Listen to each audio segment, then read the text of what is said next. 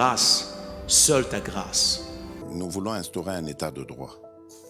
Et dans un état de droit, il y a une justice indépendante. Ce n'est pas à l'individu Félix Tshisekedi de commencer à faire justice.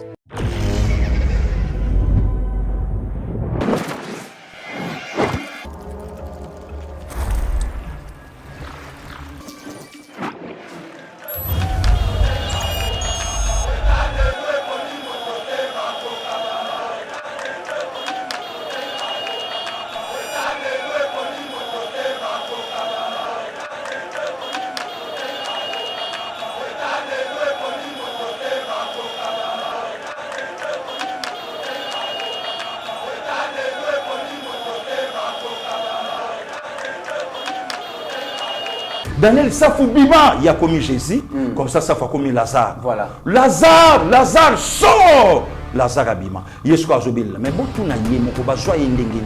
Ma beni na salaka. Information kaka oe utaka ya joie ka pesaka yango. Yango na kendela ka makala. Tala ndenge lelo bato ba komi ko justifier mbongo ba joie ki. Martin Fayulu ti ba boa keli na grenade pona nini? Katumbi ayoka.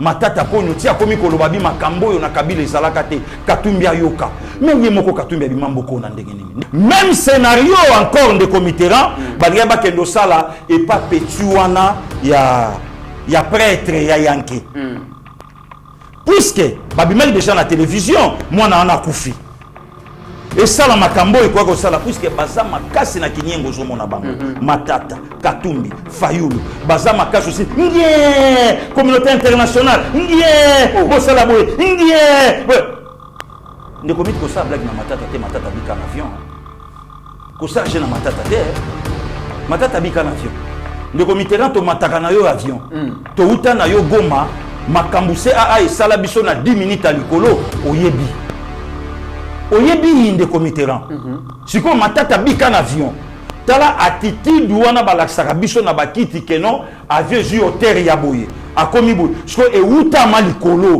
babambana na mabanga Matata bika. Bio-Ebs Cacao est un cacao en poudre de première qualité, mêlant l'utile à l'agréable, originaire d'Afrique. Les bio-cacao possèdent des propriétés médicinales et aphrodisiaques naturelles et puissantes. Notre cacao n'est composé d'aucun arôme artificiel, d'aucun colorant ou de conservateur. Avec de l'eau chaude, de l'eau tiède ou du lait, profitez d'un tendre goût des cacao. Avec Bio-Ebs Cacao, vous êtes assuré de retrouver une capacité physique optimale.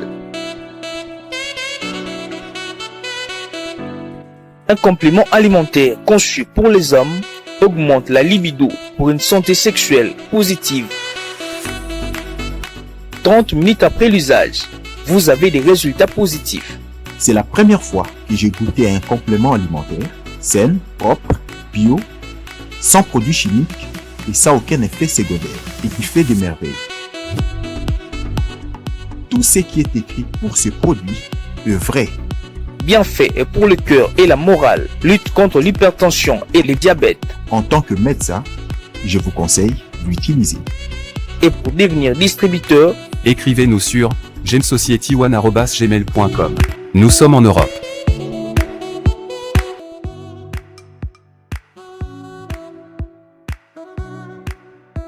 Nous sommes aux États-Unis et au Canada.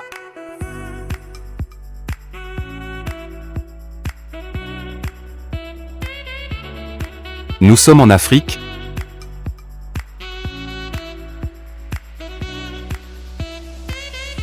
Nous sommes à l'est de la RDC et à Kinshasa.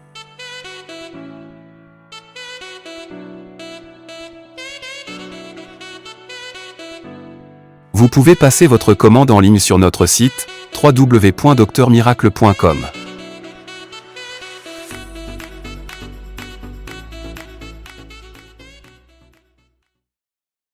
Mesdames et messieurs, bienvenue sur Eba TV. Très heureux de vous retrouver dans le cadre de notre émission Éveil patriotique. Merci de nous avoir choisis pour vous informer. C'est lui qui a l'information a le pouvoir. Et aujourd'hui, Togoye Labinoba Information Ana, notre objectif, vous donner quelques éléments d'actualité sur notre pays et permettre à ce que bomeka coopérer choix surtout ndenge tozokende na ba élection boyetoye ba qu'est-ce qui se passe finalement en République démocratique du Congo et tokolobela bongo le dossier à proposition de loi sur la répartition des sièges déclaré recevable par le bureau de l'Assemblée nationale et puis envoyé dans la commission PAJ, certainement demain, déjà Moussa est aussi là. Mais cette plénière d'examen, il y a proposition de loi, on a mis sans opposition, beaucoup de déclaration.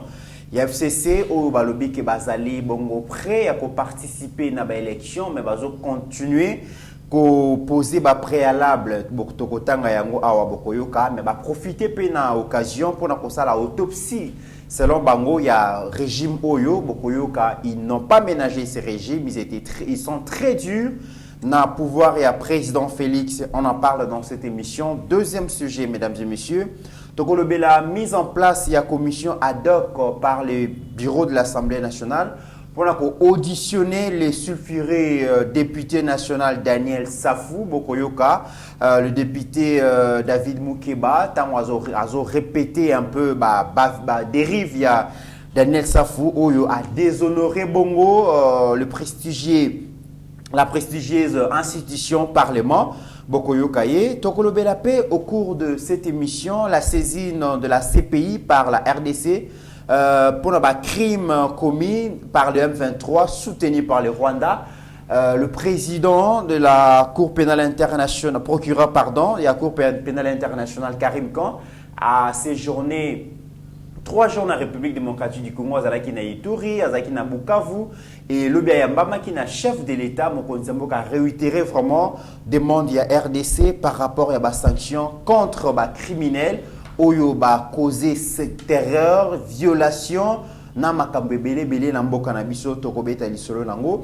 Tokozongi la bongo demande ya ba opposants mesdames et messieurs ya kosa la marche d'ici le 21 juin ba l'embité ba continuer mais tokomeka pe ko analyser muké comportement ya l'opposant Martin Fayulu lobi boyoka ki ndenge ya lobi police et boaki lié grenade bokoyoka ndenge yemoko a azokende komitika na la police pour batindika ya se victimiser bokoyoka pe toujours Martin Fayulu ndenge bokota la ndenge ni nazali ko tinda ba kuluna o ba recruter qui na marche ba bamba ba policier mabanga.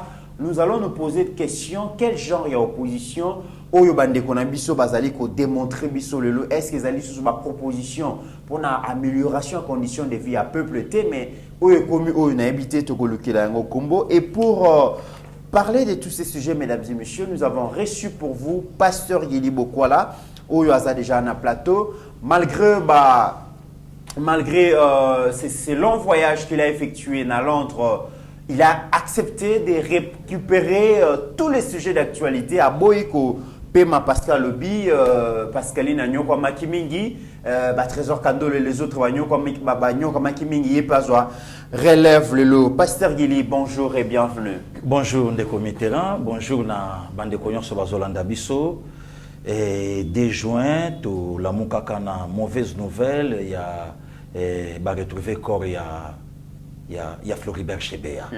Et tala régime yo matata aolo balelo que makambo yo n'époque Kabila ya la quitté ndé na tombo ya lelo Ndeko Mitterrand et refia lobi na biso que c'est depuis 1h du matin bakuti nzoto ya Floribert Chebeya na kati ya mutuka na ba prudence na ba plante oyo ya ba mama batia kana mitu donc depuis quand prudence c'est boma mutu ya la mokolo wana et image nini ba pesaki na ba plante ba mama azalaki na bandumba or na sepela quand même la réponse il y a madame Naye ou ya lobaka bien je connais très bien mon mari il n'est pas dans ce genre de choses même na ba bêtises bokole nango azanangote donc le londe na tongo Ndeko Mitterrand Congo la mukaka na mawa non Chebeya donc à Koufi doit retrouver corps naye côté à banane ya bambense ke kuna ba monya on akata mutuka.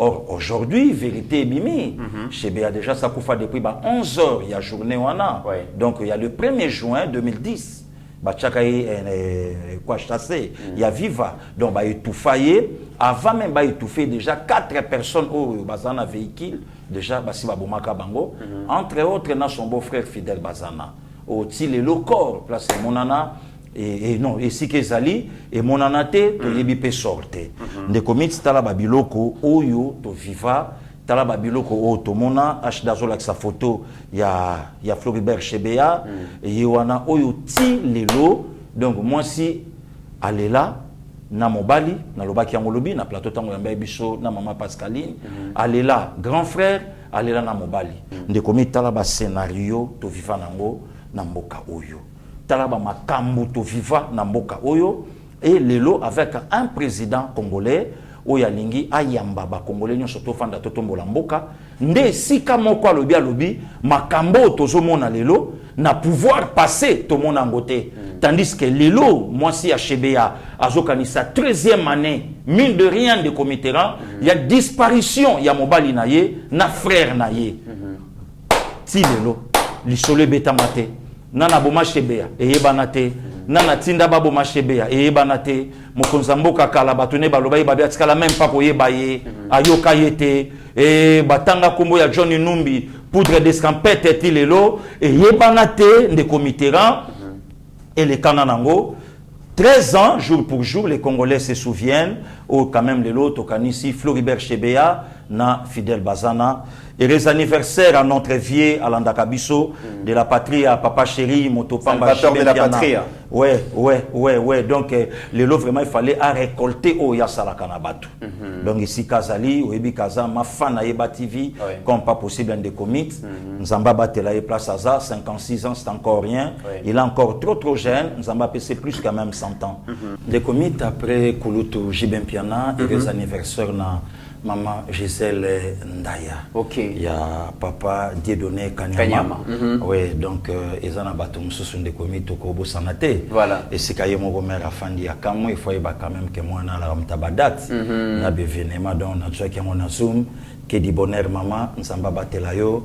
Bola Mwanzambe et kobana ko ganga likola libota na yo na ko nyonso zo sala donc toko ki jamais kotika mokolo et les kaka bongo sanke ba oya yo totombela yo mbota maelamu. Okay. Merci pasteur Gili, joyeux anniversaire maman Gisèle Ndaya, vraiment naébé que le baglodi baza vraiment Glodi Kanyama le vraiment baza autour ya maman na habité pour ya zaramuta Sudafa oui na habité est-ce que pour l'occasion voilà pour l'occasion des océans voilà na habité ceux qui aïe to atikali no pour na mais na habité le vraiment bon na habité ce que le lo ikoza la cour constitutionnelle mumbe kozala wana to moi biso to ke nezate pour wana ba avocat ba magistrat wana tozela ka papa Dieudonné mon kaloba pour ceux qui te ata ba avocat ba osala na biso pe ba kokoti photo ça. Merci beaucoup, excellence, joyeux anniversaire. Nzambe a paix sa santé, a paix sa vraiment kimia pour que au vivre à plénitude ya vie na yo, tout ce que na habité veut le plus profond, ils ont animé monté manon na bien monté, mais Nzambe a exaucé le vœu le plus profond ya monté manayo. Joyeux anniversaire. Na ebike na ba semaine ezokoma Jean-Michel Okiole 8 mon vieux Guino Mufolo Mubama na London yaya yambakinga très bien. Yepeza le 8 nzamba batela tozokende toujours malembe loboko nzambe ezali kolaba oyo nyonso balingi Congo. Très bien pasteur Gili, la voix des sans voix donc ONG Oyo Floribert Chebeya bandaki ko diriger bazo continuer ko réclamer justice bazo senga vraiment une volonté politique pour que ba procès ait aboutir pour kibo mulimo ya bato nyonso ba limwa na condition vraiment mystérieuse wana Bapema, Nakimia et surtout bazo réclamer surtout que le sulfuré général John Numbi Oyo Steve Konazali ko la ki sa photo ana isengeli à répondre na ba acte naé parce que Azali Bongo le principal accusé bato balobi ke eza John Numbi te. Oui. Mais to fanda na culture na biso ba bantu moto asala morgue na kata ndaku na ye. Morgue. Ndekomit to komi na ba ajoyo to kufeli mutu nyonso na libota na ya kufela akufela proche tout okufela mais eza bato mususu na kota na kata morgue te pour assister et c'est ka bazo bongisa ndeko mama do proche na ye kaka pour na nini endroit wana et peut ça même muto nyonso te ya okota même ya kotelema bato belé ba kokaraté mais à combien plus forte raison en plein centre ville muta sala morgue na kati a sala morgue na kati ndeko miti biso to kolaka na bino na bandako ba papa na ba mama oyibi mbongo ba monio na traste mama vandeni abina c'est la tango ba kolia mama chebilo mama na olia te olia wapi te na soka posa kolia te donc yom to jaki mbongo ya lakia wa parce que ba sans aïe on a tout bando j'en a parlé to bando que si ça on a bassiné bombo biscuit saint glace tout ça donc ba ko kango kaka era kolia mama tanga yo lali mama zuka ga god no ya chika fuye amoni ba bombo ba biloke belé o bando ko sero to kutana ngina mama leki akabela kinga ba ibika yo mto zwaki de même aussi avec chez Bedani avec nani oui John Numbi du fait que ya ko sala morgue na kati ya ndaku abador bombela ba poisson te andor bombela ba sosote il faut diplomatie na biso ya Congo actuellement avec les vieux oui Lutundula et ça là et si ka John Numbi azali ba benga ye aya papa to bengi yo te po yom to boma chebea mais to bengi yo kaka na raison moko morgue oyo yo sala na ndaku o tcha déjà nani simple question de committerant au tcha déjà nani abela bien ndenge nini et puis na condition nini yango oyo yo zwaka mutu wana po tcha ye to tuna ka ba mituna wana de committerant mais vous soyez wapi parce que John Numbi personne ne peut dire exactement place azali lelo pasteur Gili de committerant na ya to yebi politique lelo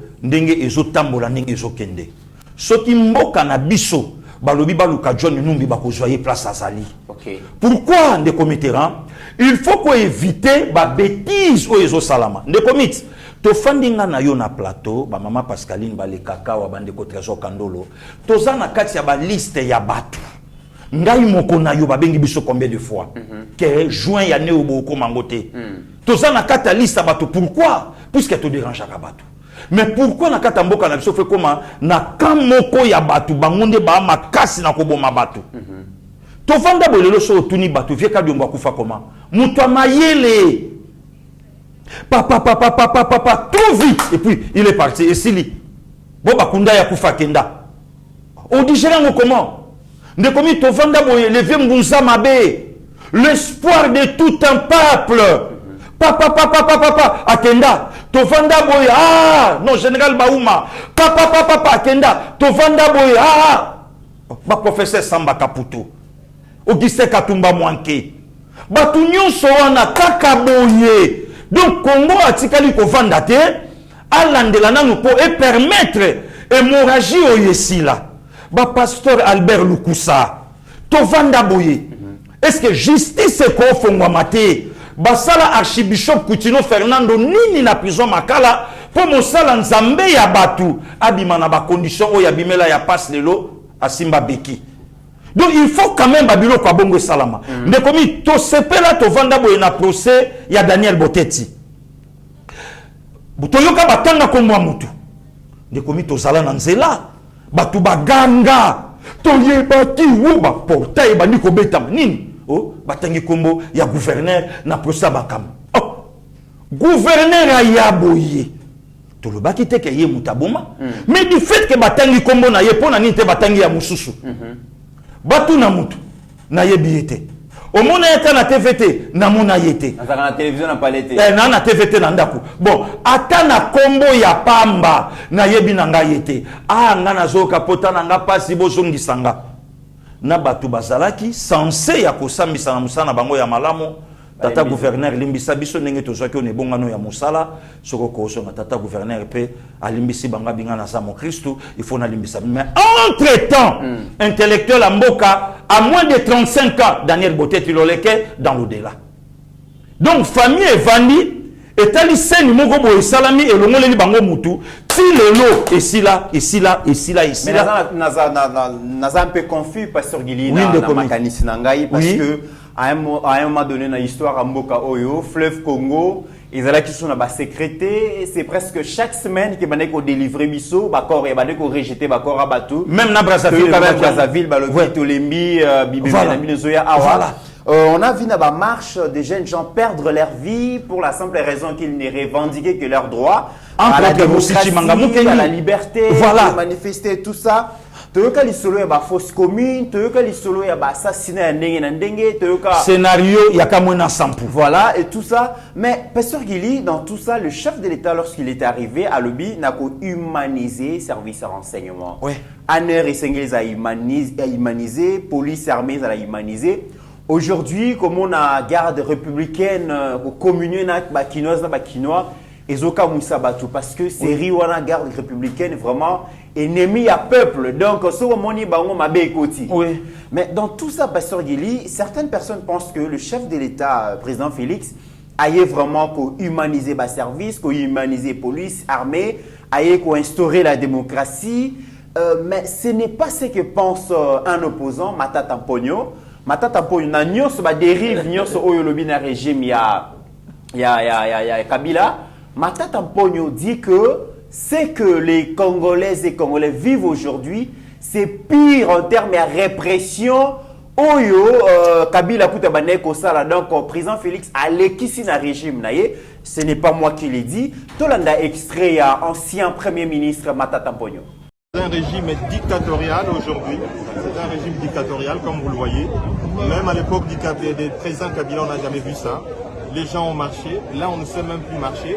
Alors que c'est une marche pacifique pour protester contre un processus électoral chaotique, contre la vie chère et contre l'oppression. L'oppression, c'est ce que nous sommes en train de vivre aujourd'hui, c'est inacceptable.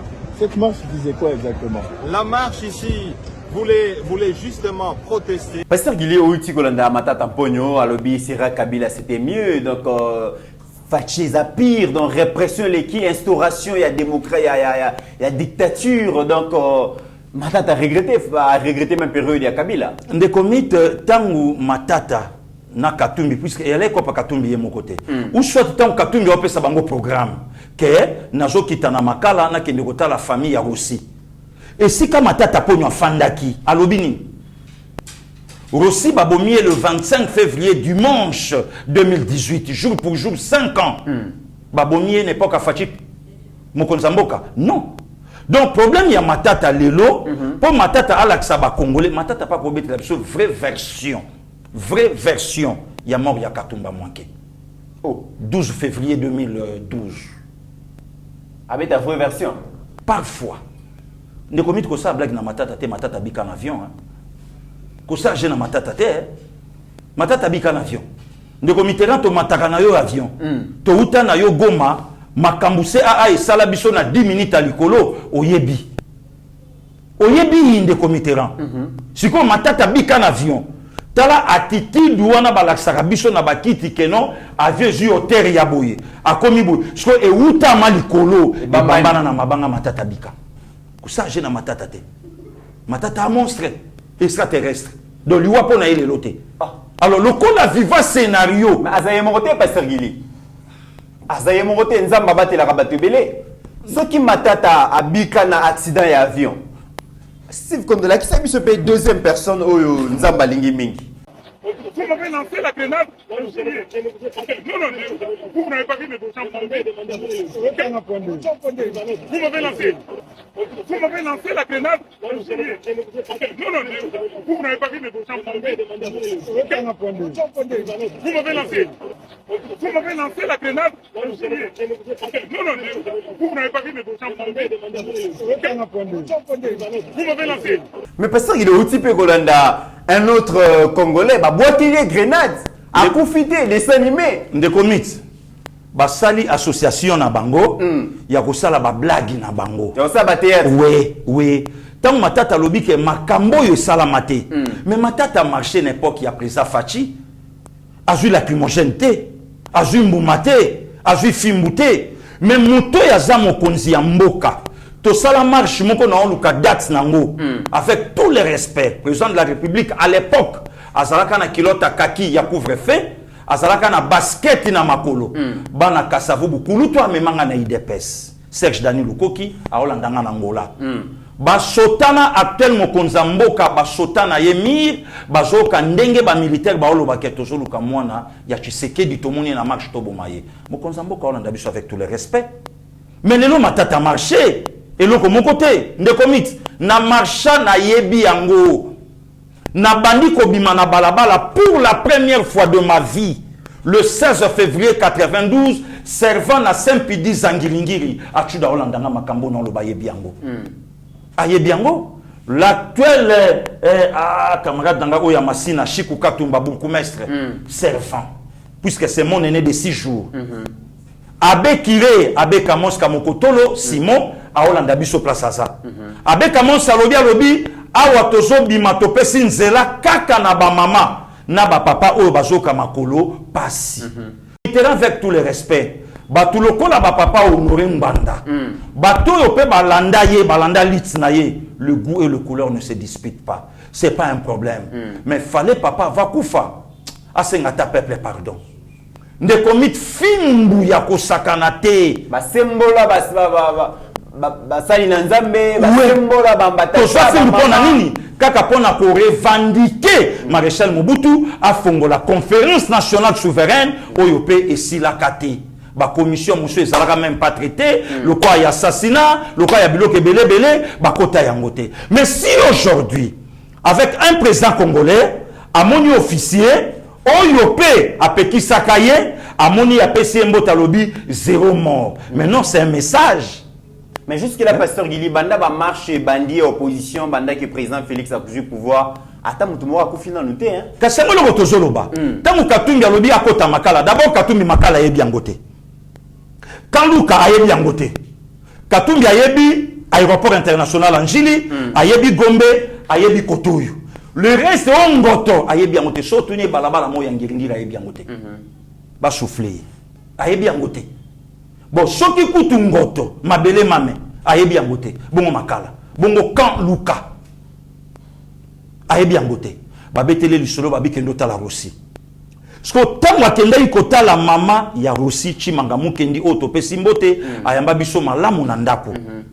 Ayebi saki mama nini par rapport ya pouvoir to régime ya lelo, to mama ayamba kiye ndenge nini par rapport ya pouvoir to régime ya lelo na oyeleka to ebisaki mama nini. Même scénario encore de Comiteran balia ba kendo sala et pas petuana ya prêtre ya yanke.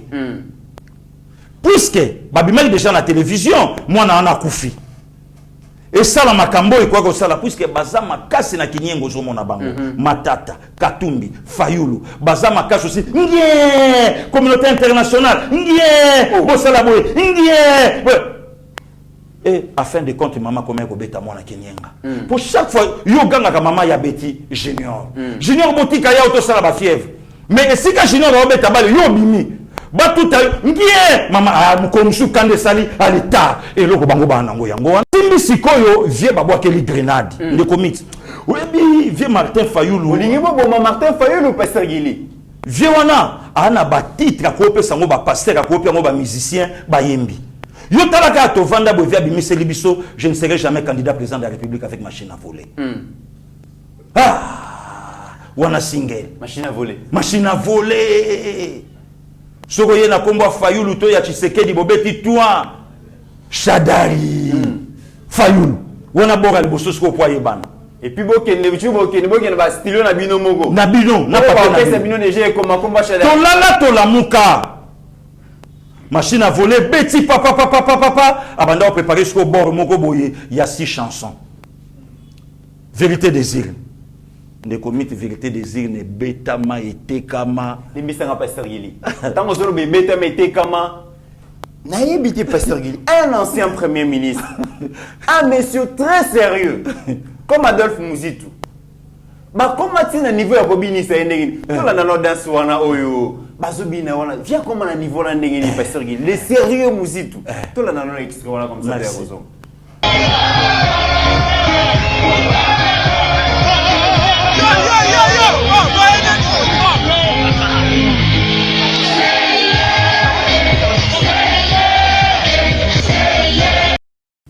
Notre ancien premier ministre, le sérieux Muzitu, Comment va recruter un orchestre à Martin Fayoulou via comme Obina Tina niveau mais apparemment Moïse Namba Moussous Namba binité pasteur Guy. Que ba Obina souté puisque va comprendre y.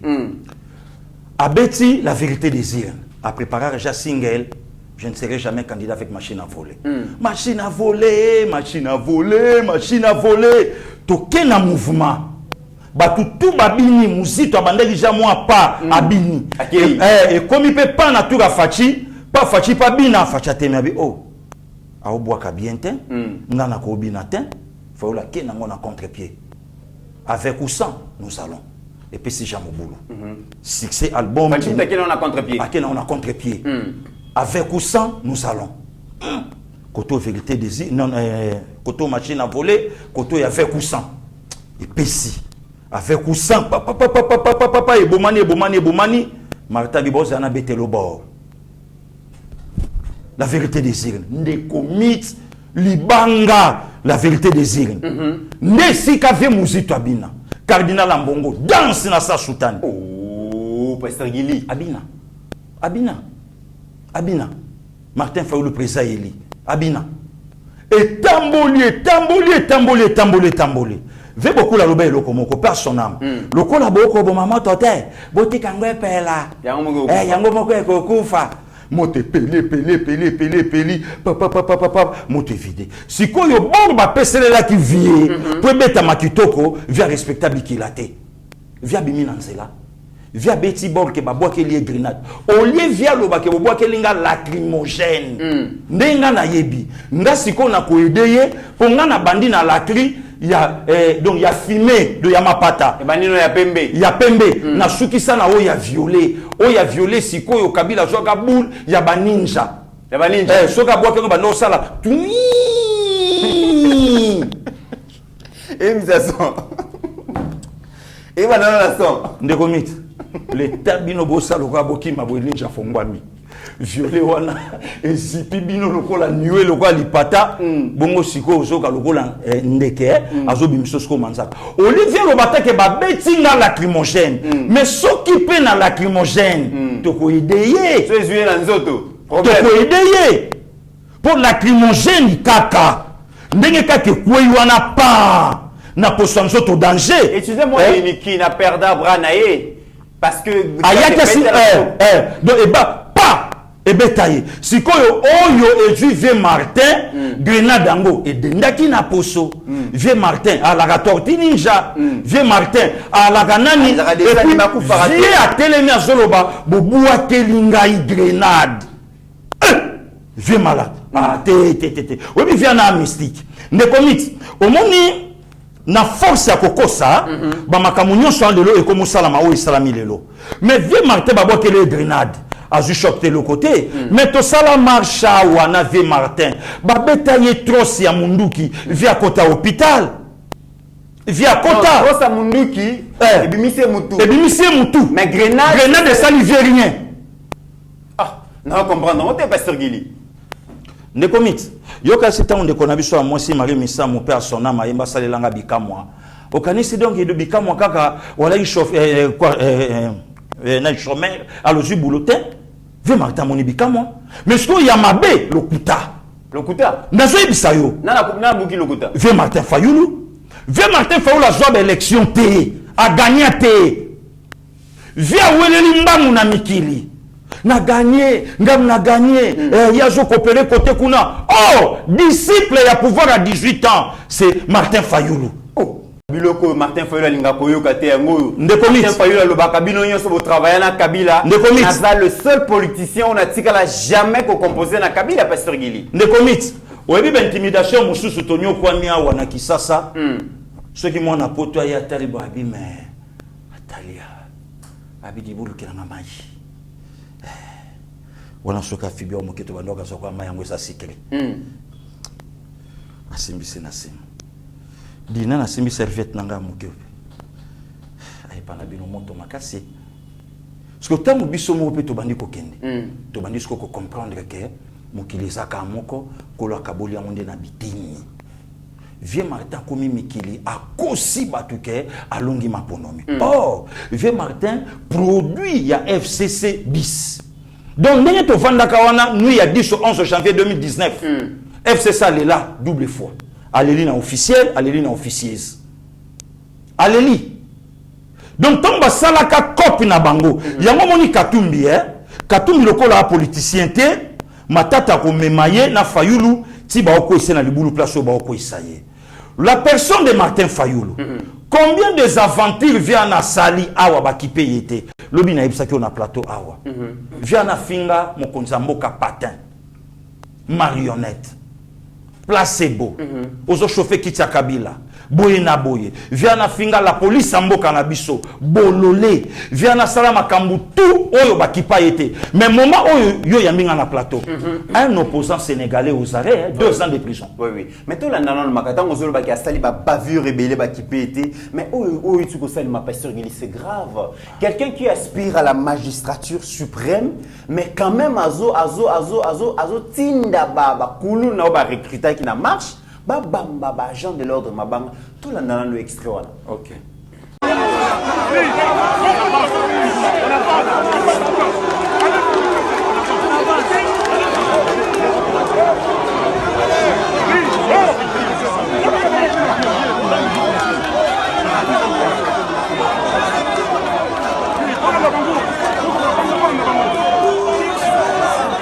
Qu'est-ce qui arrive finalement à Martin Fayulu, pasteur Gili? Qu'est-ce qu'il veut?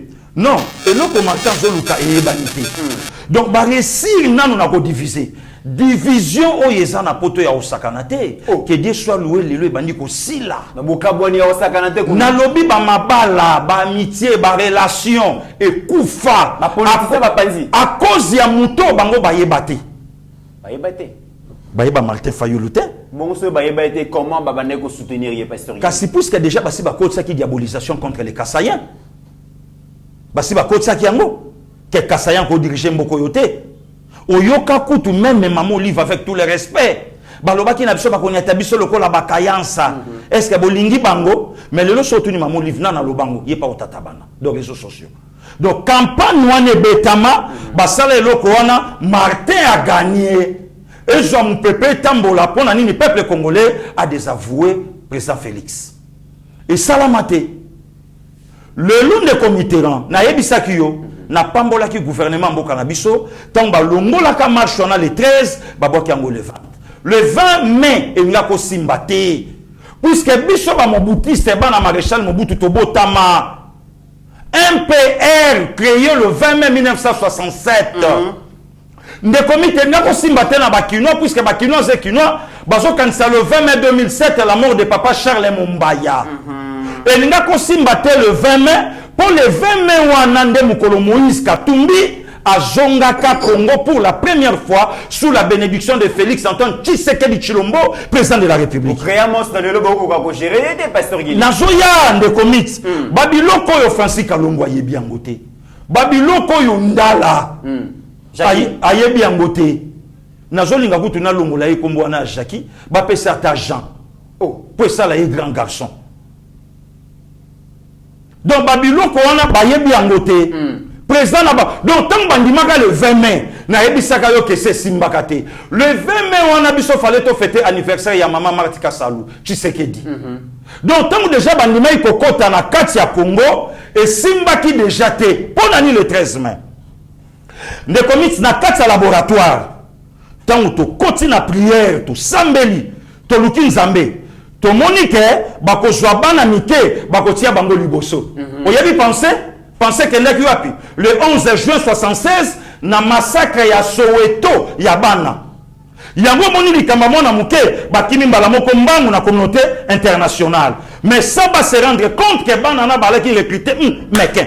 Ah bon? Oh, de commit petit wana donc azalaki kaka moko parmi tant d'autres de commit ozobenga ye petit na âge mais costaud na kati. Tala petit asimili banga bambi policier et panzi elisu et puis petit na tak champ na podium qui mate a signé donc ayebo nsangine lisasi tala petit ninga bumbi ba pied est-ce que azo qui plan ya azo qui pe bokoko ya Martin Fayulu nazoya grenade des aura Fayulu te petit un peu ano qui mate nazoya de committeran ba yebi ke ba ko tchaba na liboso comme ça moindre balle et jumwana Rossi alaki tata mobimba et na Thérèse alaki mama mobimba talaba na mike régime ya Tshisekedi bakima kimbangu na massacre à Soweto ya marche ya bana le 11 juin 76 tozoko manango jour pour jour 47 ans c'est très bientôt tozoko manango tolongwe wana de comiteran tovanga wa le 13 kaka weekend wana nde makambu ya este ya kin ebandi ba fabriquer biso mutu mobo na kata kin chef coutumier zombie wana de commis to koti ba prière un chef coutumier azana lignée ya famille ya ba chef coutumier te abimi chef coutumier OK problème ya te vrai kabiliste mutakoko marwa na lali na lamuki ba bisinga babi oh mais passer gili zombie wana ye wana te Fabrice mwana ya kipata ye wana te akokoza la neve to petit fils ya féticheur moka banda ko bikisa bato maboma vie mandefu en face ya famille ya papa sans souci en face nango ya za mwana ya Kisangani aveni Kisangani ye wana te ngabi etabité bo mekabo vérifier kombo na ye koza la Fabrice a cause na famille wana ya papa wana abikisa pe musicien moko boya mboka na biso azwa bon abela pe mutu akenda ke papa na abikisa ye wana te Fabrice ye wana ta salaka mwa lit na ye mwa ndambo abunda pe mwa catch na ye ya gwa Boua bouja comme Afrique du Sud. Depuis quand a comme chef coutumier et nani azwaka courage ya komemaye ti e pas mon konzamboka. Question de yangwa. Batu bazo senga audience. Bazo tabapoto baya bakutana mo konzamboka bazana masolo malamu car ba investir na okokota te okoleka te okutana betonte. Mais nani a memba Fabrice kombo na ye Fabala Fabrice. Question de yangwa na ndenge na biso ya il était comment ba Fabrice tobenga bango ba Fabala akomi kuna ndenge nini akomi zombie abunda bakati na ye abunda ngope ya danger te papa chef coutumier na monaki kutu ministre délégué auprès à mokonzi mboka zo fukamela ye te na ebité parce que de comité on a kambwana et indigné ba congolais de comité na ya omoni ngango ya minga na plateau mutu nyonso akoyebisa yo ke Mista na yo aza neve ya papa Kasidi na ngiringiri esika puma bandai kolata masque na lupangu na bango batu nyonso bayebi puma mwana yingende nzoka puma mwana nyangara donc vie ya puma ezala ke pa na biso na yingende 133 et pa oncle nanga ene ya mama nanga donc kokamwa te même si ko do nengo ya minga na plateau anguluma moto na ngenge ya edi ayebi tango afontaka puma et pa na biso ngiringire dingani ya nanga boni moto gashi ayebi makambo na oloba e pana biso mama nanga kimi na nzunga fufu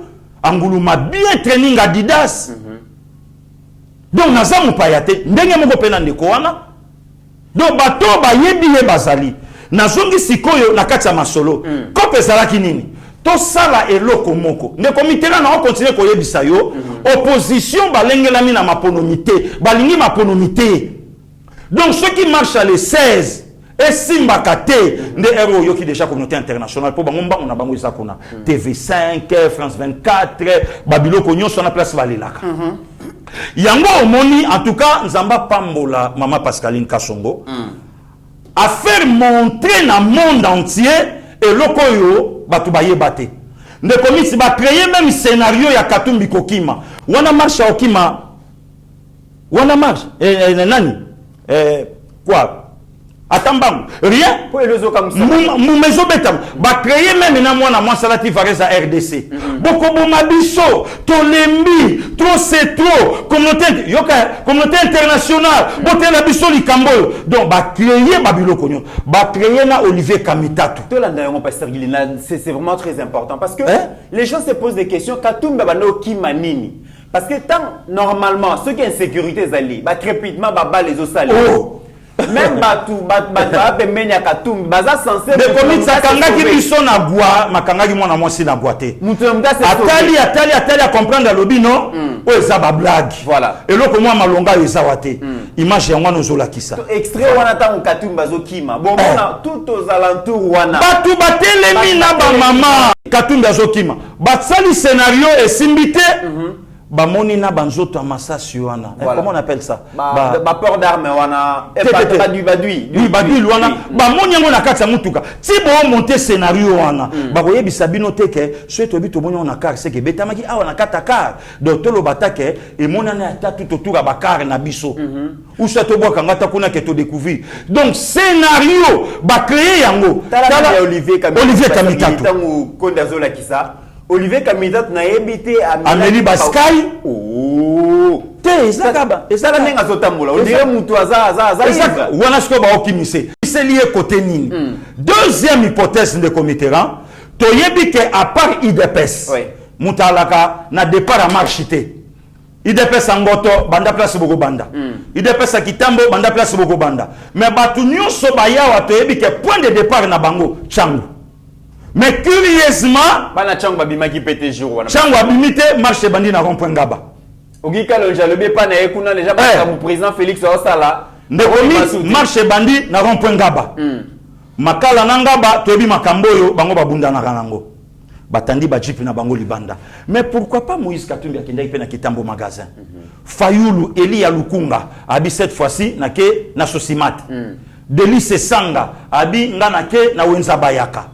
Nani susu oui Fayulu ceux qui nani kende pe ko siko leader na leader amoni sapwa na ye na batu na ye ndeko miti ba vandi ba créer lokomoko et salama ndo yoki Moïse Katumbi alobi abi c'est pas Félix Mutako sala bisobo donc abandi directement ko funda ke makambo nyoso bomoni awa c'est Félix T ndeko miti omoni ba biloko nyoso siko tongo basali ale ba créer siko le 4 Virginia Ifongi Bakala Diakuba Papa Wemba, Vie Bouzi Bouziana, je crois na Evolokolai, à Chouabo. Wana bango. Wana bango. Si koyo ba créer babi, tozoko tamakala to kendo tala mwana. Ndepe loko ba créer ki na Kanluka. Katumbi ayebi Kanluka te. Ba yebi se kita na Kanluka kuna loko la batu ya mwa vie ya se. Wana ni solo ba obetele. Toko manipuler bango facilement. Toko manipuler bango kuna loko batu akampa ba truote. Toko manipuler bango or mayela motezaka na kampate baningo talaki vidéo ton bazula babito kendete puisque depuis Congo ezala Congo depuis le 30 juin 1960 mokonza mboka liboso akotaki même mbala liboso to yamba président 5e président akota awa pe to yebisa ye ba déshydrater na biso to na posa nzela to na posa mai to na posa courant to kobima na biso te de commit et c'est quand marche et koufela yango wana donc en fait ne ba vanda ki wana ba yeba ki na bango solo ba osalate très bien wana opposition pasteur Gili elle Fayulu bongo siko fozo opposant Matata c'est ça opposant charisme ya ndenge wana voilà et c'est quand mezo beta yoka opposant opposant telemi azoluba yoka venanga mafa discussion voilà dona ba militaire non bobo kelinga grenade donc ba kipe bango te pona nini Fayulu anda luka ba simba ye très bien ceux qui bosimika déjà y misapi ba chaka ye partout oh là là yoka ba biloko via na beta na voilà wana opposition elle donc Katumbi Matata Fayulu Sesanga na opposition FCC pasteur Gili proposition il y a loi sur la répartition des sièges ils ont déclaré recevable et qu'il y a une commission PAJ l'obinde ba aussi sa misala kasi plénière séance plénière wana et salami sans opposition FCC bango ba bimaki po ba lobi makambo isal makuna baza d'accord te basali déclaration l'honorable François Zekouye Nemutu asalaki lecture wana mais pasteur Gili baza très dur na régime toyoka extrait à déclaration na bango to ya kozonga merci du FCC en rapport avec l'examen de la loi sur la répartition des sièges. Nous, députés nationaux, membres du Front commun pour le Congo, FCC en sigle, réunis ce jour, avons examiné la situation générale du pays et particulièrement l'évolution du processus électoral. De la situation générale du pays. S'agissant de la situation générale du pays, l'opinion nationale et internationale retiendra que celle-ci est caractérisée notamment par l'incapacité notoire du pouvoir en place de préserver l'intégrité du territoire national et d'assurer la sécurité des personnes et de leurs biens, tant dans la partie est, Ituri, Nord Kivu, Nord Katanga, à Kabambare dans les Maniema, Ango dans les Bazuele, que dans la partie ouest, territoire de Kwamut dans le Maïndombe, Buchongo dans le Kwango, Bagata dans le Kwilu, Madimba dans le Congo central, etc. Et plus grave, à Kinshasa, capitale et siège des institutions de la République. L'abandon d'une bonne partie de la République entre les mains des forces étrangères, conséquence d'une diplomatie irréfléchie. Violation flagrante, manifeste et récurrente des droits fondamentaux reconnus à tout être humain, à la presse, à l'opposition et à la société civile, droits consacrés par la Constitution et les instruments juridiques internationaux dûment ratifiés par la République démocratique du Congo, notre pays. Appareil judiciaire à la solde du régime Tshisekedi, insécurisant les justiciables. C'est ici l'occasion d'interpeller la communauté internationale, d'être impartiale en sanctionnant les commanditaires et les exécutants de ces violations. La dégradation de la situation sociale et économique du pays, caractérisée par la chute vertigineuse du franc congolais, face à une flambée des prix entraînant une perte de pouvoir d'achat comparable au pire moment de l'histoire de notre pays. La gestion chaotique du pays, caractérisée notamment par le tribalisme, les détournements ostentatoires des deniers publics, la corruption, la concussion, l'enrichissement illicite, insolent et honteux. Du processus électoral. Quant à l'évolution du processus électoral, nous réaffirmons notre position maintes fois exprimée de participer aux élections dans le délai constitutionnel à condition d'avoir une CENI consensuelle comportant en son sein des délégués dûment désignés par leurs composantes. Une cour constitutionnelle non inféodée dont les membres sont désignés conformément à la Constitution et aux lois à la matière. Une loi électorale inclusive garantissant la transparence et l'égalité des chances à tous les compétiteurs. Il est constaté malheureusement qu'à ce jour, rien de tout cela n'est fait et que M. Tshisekedi s'entête à organiser les élections avec sa CENI monocolore.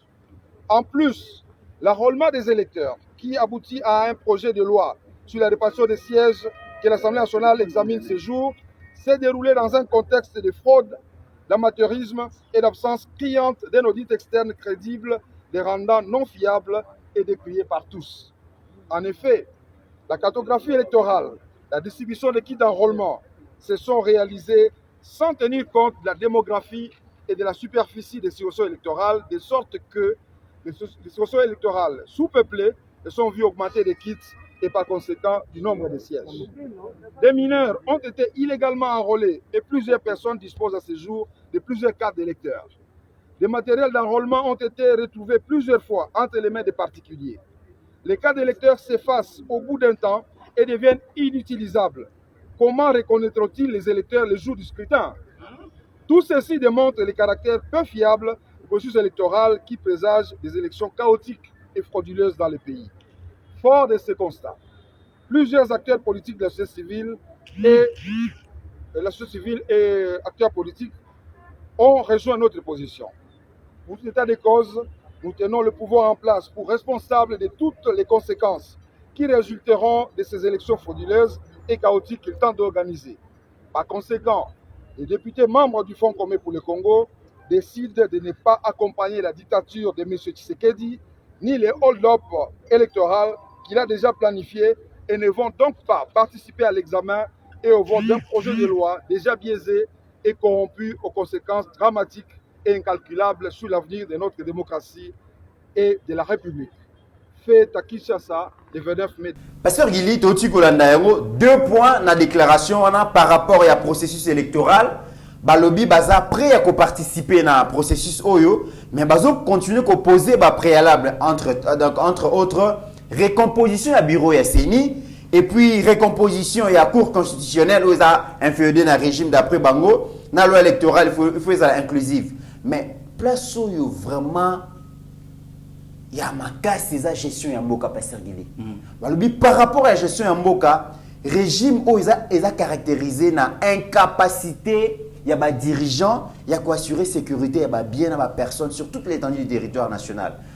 Le président Félix a abandonné une bonne partie. Il y a Mboka Namaboko, il y a une force étrangère. Conséquence, il y a diplomatie irréfléchie. Babi régime où ils a caractérisé l'enrichissement illicite, insolente et honté il y a des dirigeants contre l'appauvrissement et le peuple congolais. Le régime est caractérisé dans le tribalisme, est caractérisé dans la corruption, manipulation à conscience et la justice au profit du régime. Pas ça le béni. De comite Mawatro. D'abord, on a un problème, il y a élection, il y a 2006, où IDPS a participé. Revendication, il y a IDPS à la Guinée. Recensement. Au profit de qui? Il y a peuple congolais. Régime, il y a téléma baloba N-O-N. Ne comite tant que l'équipe na yango. Déjà, et l'autre personne n'a pas les élection, il y a 30 juillet 2006. Or, il fallait que directement dans le deuxième tour. Avant le deuxième tour, tu as un débat, tu as les cas. Ah, ne comite. Dans les bêtises, tu as fait le débat contradictoire. Non, mais débat contradictoire, d'ailleurs, ceux qui causent la coup de malamou, Babi débat entre président Félix et Moïse Katumbi. Mais c'est très bien, de comité peuple en a besoin. La deuxième tour de président Félix et le comité to vend d'abord constitution Congo lobby. Batouana ni balé ba fanda na plateau Toyoka Bango. À des tours moko ba organiser ba débat. Pas de problème de comité to vanda sikoyo. L'économiste Jean-Pierre Bemba Bayimoto vient calculer perte ya courant na Congo na ba groupe électrogène de comité kota ka stade ceux qui joueurs mo bolinga minga koti jonglage ka ya ballon de ringa betaka match moko wa de ring dragon de l'Ouémé première fois Bedi Pela ya na 17 ans Abedi Pela kota ka na stade du Fema bandika ka jonglage ya ballon a tomboli ballon na kingo pour to ka vite telemi et mbeli de ring bon minga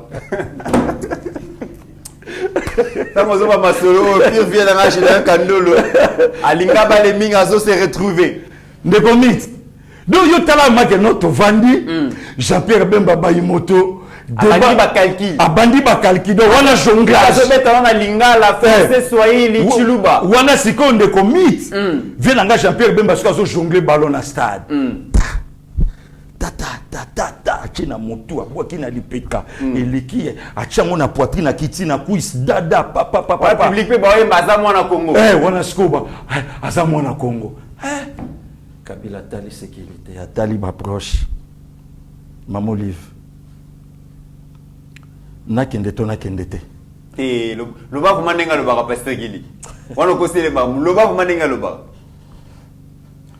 Vous avez vu tout ce que Jean-Pierre Bemba a changé de parler là-bas.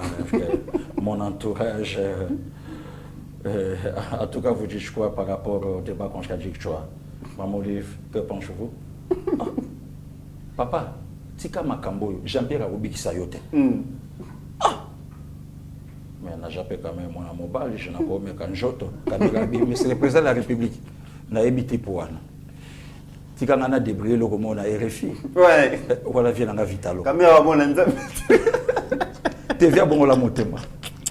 Des comités. Caméra bon l'enza. Yo yebiga ero la to. C'est pas congolais. Wata, tu vas dans là. Na radio quand la litoye RFI 5h30. Non, en tout cas, donc vous écoutez RFI, il est 5h30 à Paris, 6h30 à Kinshasa. On a un Kinshasa. Écoutez Vital Caméré au micro.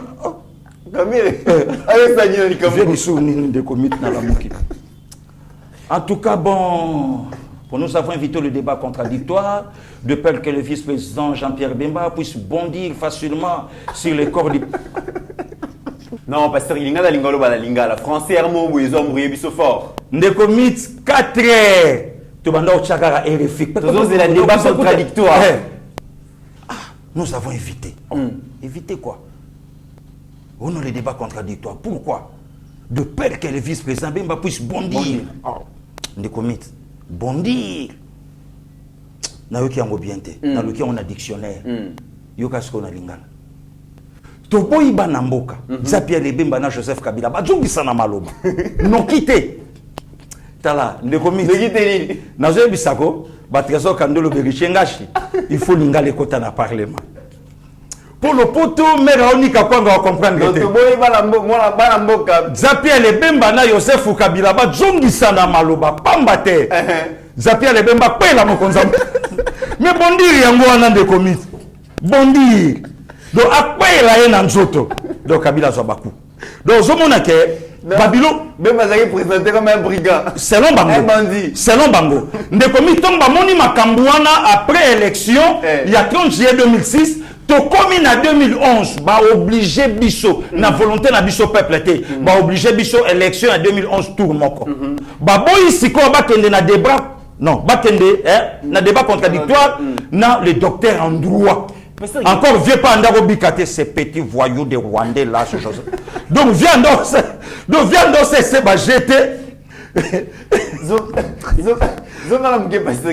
parce que biso nyoso ezaki événement moko nango to viva yango te komona yango na France parce que tant yoki bomo pasteur Gili place ozalaki ne komite ezalaki oyo constant Gili na pourquoi nango mbala mo to mona Joseph Kabila en Afrique du Sud na journaliste moko to mibale ya ba maman ba poser ba question na lobi na yo mais aboyi débat contradictoire na lobi na yo mais eza lokola match moko ya Fibo na dora to kota match ani ala ya tension ko sakana te arbitre boya match betama arbitre boya match donc to rata balle de match avec nanga de la patria motopamba o esalamaka mokolo wana tant to ye na 2011 ba kotina labo batela avec wa mulumba et aussi Mbaté, tokendeka na tour moko même avec 10% président de la République motoaleki bango bato basala babiloko wana babo ya yango nde comité loko IDPS a kufelela recensement to ba qui et qui et loko tata cardinal Echu Nzambi Bamumbabi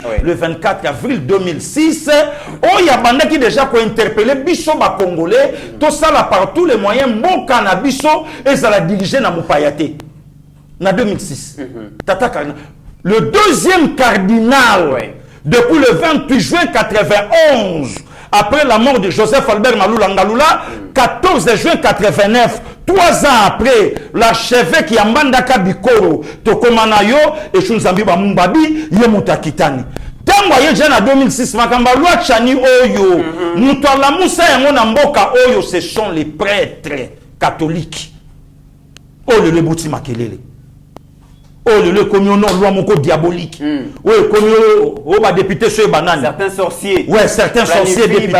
Voilà. Donc ba biloko nyonso wana ba osala wana, oh ba député na ba osala, yango te e ko empêcher maponomi ça na comité na yebisa yo. Na mboka moko te maponomi échanger la situation ya peuple. Pasteur Gili. Na mboka moko te. Pasteur Gili. Ba tous ceux qui bazo kola, bazo avancer na jamo ba ko makado. Pardon. Balobi régime oyo. Régime à présent Félix Ebandika. N'est-ce pas te vendre na mboko yo ancien ministre, ancien secrétaire à parti. Oui. Alors tu lopango na Gombe. Alors tu lopango na Gombe. Lopango na Gombe. Alors tu na lopango. Alors tu lopango. Na Gombe beli. Na Gombe. Na mboko tokutana nango. Ta chance bazali hein. Tokutana nango na mboka oyo. Tokutana nango. Wana shiko bandeko wana ba ebisa biso. Ezala ndenge nini? Le loba olo ba ke régime oyo ba fuluki au détriment ya peuple. Mais to vanda awa na régime nini sonance 54 mois un paiement. Ba na souci à peuple pasteur Guy. C'est que ezokota kuna na sonance. On attra combien de mois? Oh, mais de commit bato yo batindaka bango to bato babosanaka ba makambo esengeli na bango kosala. Ba corruption de somme awa na régime à président Félix. Ah bon? Kanyaka. Corruption? Mais de commit biso to vanda reine uta Belgique na cinquantenaire en mboka na biso. Et loko basim sare na loboko reine la kisarwa. Abi comment bato bani loko aboy na maboko basimbi singa bongo nzele ezate na mboko yo. Minde ezate na mboko yo. Et loko ezate na mboko yo. Yango omoni même na batan wana moyen na ba circuit ya ba première dame ba kotisa biso ezala kité bozu parti ya munene ya mboka bokamé est-ce que bato bazoyo ka sonité moi c'est mon konza mboka ya kala na ibi loko ya nanga Koffi Olomide mon pa mon konza ngenda osenga beskiste na fête à mariage azo bimisa bloc ya ba dollar azo bamba bato na mboko passe ezali na mboka oyo batika ndenge nini ba cabine courant ezanga elenge sanzela ezalaka te mama yemo kara mais mutavandi na kata fête de commit afongoli god atangi te na Congo mais ba pero ba moni yangote wana siko babiloko wana rien mais na mboko bazo finga mutu a penser na maman Antoinette Mobutu oyo atika biso depuis le 22 octobre 77 na centre féminin oyo ezalaka ya lokumu mama bulo batanga kuna centre na biso tolaki bana mike baolata complet ya vert elongi ya mama Antoinette awa na tolo centre wana yaya yebi na sima kamera balaka na bamituka na bango ebanda kozwa bango kuna eke etiki bango bipai na asali yango partenariat te asombi yango pete po intox etambolaki asombi yango azomenanse kuna en tout cas famille Mobutu te régime mais de komi to komi na yo Lubumbashi toke kuta concession ya famille Mobutu c'est aujourd'hui facha komi mokonza mboka nde zongi voilà nde komi terrain après le ba député ba sangani ba lobino régime elingi peuple te mais na que le régime mokonza mboka telema ka poser pierre pour na sortir à 555 millions pour la construction de l'aéroport nde komi na yebisio na moni itro aéroport international ya Londres HEATORW na suka itro awa soki batikinga ezako kabila linga tongela biso nde komite aéroport na biso eza simple aéroport na biso eza humble eza timide aéroport Angleterre ogeye mais na lobi na yo mais yo moko danger hôtel lobi mais non obumérité nde komite mais naleka mayele ka nde mayizo kenenga pe na Hollande tokota tokoti tozonga tozongi tobima tobimi on se a moindre distraction qui comité mobulu mais 555 millions de dollars américains et bima pour la construction il y a aéroport international en Chili bande ko ba député ba ibisa biso kenda wapi où sont passés mbongo na biso ya construction ya 1000 écoles une affaire à 685 millions de dollars américains et kenda wapi le long matata na opposition mais de comité quelle bonne nouvelle. Mais matata lobana biso anuariti nenga peta akenda wapi kimpavita akenda wapi alobana biso asombela biso ba vient boka nzoto bake kopesa na Joseph Kabila kombo ya anuariti nga nazalaki zito na Saint-Pédis anuariti nenga peta né le 29 novembre bien décembre 1939 assassiné le 1er décembre 1964 à l'âge de 25 ans. Kabila na likamuni. Kimpavita na Kabila likamuni. Mais matata yebisa biso. Nde komit, le loba komi na souci à peuple. Mais il y a pas longtemps Wangachi mon frère. Toyoka na ba vol nyonso ya Congo. Ba soutira kabiso $80 na prix ya billet na mo bouteille ya sucre na kati na morceau ya païne. Et lula langwata HD maestro ata na bechopia na biso tokendaka wana HD umela te kaka chicken mais awa chicken rien mais matata ayebisa biso ekenda wapi ndeko mix na mikili vidéo moko ebimi babi me passé gili bonde la matata une affaire il y a 100 millions de dollars américains bima pour la construction de la nouvelle cité ya Maluku. Matata pour le premier ministre.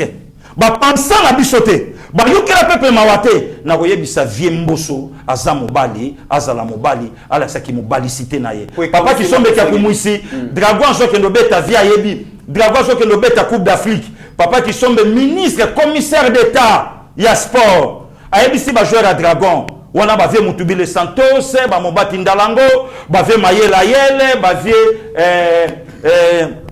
na bosani ba joueur ngo mwa mingi ayebisi banga abi boye ba ke bosa ba adulte awa bozo kende bola saki adultère na bino siko bokei c'est grave donc vimbo so la saki adultère na ye ala saki mobalicité na ye à répondre bon voilà exactement on a yana le baquet plus ozokola na ba âge plus mutako makadu mais vimbo so zoko makaka tetu na ndengo sakanante to la extrait à réponse à PC ba député à FCC au ba boycota qui plénière wana par rapport à l'examen et à la proposition de loi sur la répartition des sièges. Merci le comité. Au vu du résultat des votes, l'Assemblée plénière déclare recevable les projets de loi portant répartition des sièges par circonscription électorale pour les élections législatives, provinciales, municipales et locales. Chers collègues, nous l'envoyons à la commission politique, administrative et juridique pour un examen approfondi. Nous accordons à cette commission un délai de 48 heures pour réaliser les travaux lui confiés et déposer son rapport au bureau de l'Assemblée nationale. Ce délai court du jeudi 1er juin au samedi 3 juin 2023. Suivant ce planning, nous reprendrons nos travaux sur ce projet de loi le lundi 5 juin 2023. Les collègues non membres de cette commission peuvent participer à ces travaux pour y apporter leur contribution. Les membres du gouvernement concernés par cette matière sont tenus de participer aux réunions y relatives. Pasteur Guilivier Mbosso Lobi, UDPS en 2006 à Boycotaki élection. Et puis qui c'est l'élection en juillet 2006? Voilà. Basalaka Kabila Bimaka. Donc, toujours qu'il n'y a pas de kabiso dérangement. Il y a des choses où ils ont très capital peuple congolais aux Zélango, qu'on est quand même ma ponomie. Le comité biso Vanda ou Facha Loba n'a sauté que son commis président de la République, non sans zélé l'engesa. Mais zélé l'engesa, on est bétami. C'est le premier président congolais où il y a bêté l'engesa Tiguna Nasuke et puis à pied. Colonel Aimé Amboyo, azana formation côté Abakatanga kuna, nzamba batela e place azali. Asimba mon konzambo kana po na ye na planche et ma colonel na katikati ya mai bangwa mapona nini kan luka. Non de commit.